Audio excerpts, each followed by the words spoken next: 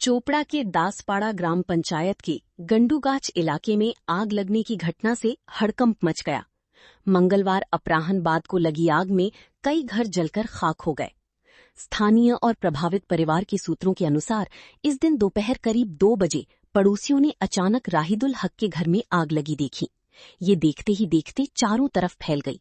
आग ने किचन, गायों की शेड और उस कमरे को अपनी चपेट में ले लिया जहां चाक और जूट रखी थी। घर के अंदर धान और चावल समेत बड़ी मात्रा में घरेलू सामान जलकर राख हो गया। बताया जा रहा है कि आग में कई मवेशी भी गंभीर रूप से घायल हो गए। सूचना मिलने पर चोपड़ा थाने की दासपाड़ा चौकी की पुलिस और फायर ब्रिगेड की गाड़ियां मौके पर पहुंची।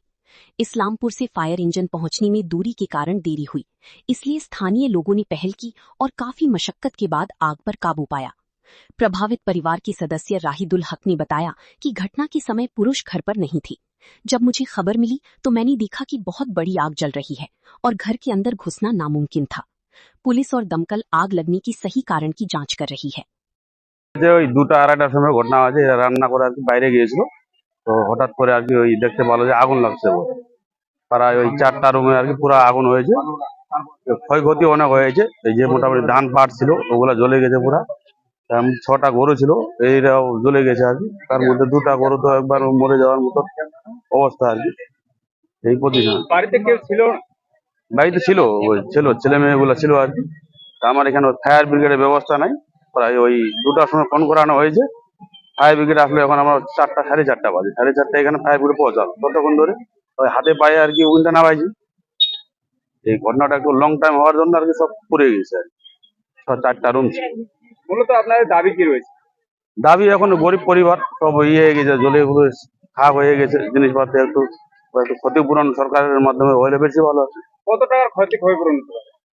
নাইনটা আমরা তো বাড়িতে ছিলাম না, আমি বাইরে আছিলাম।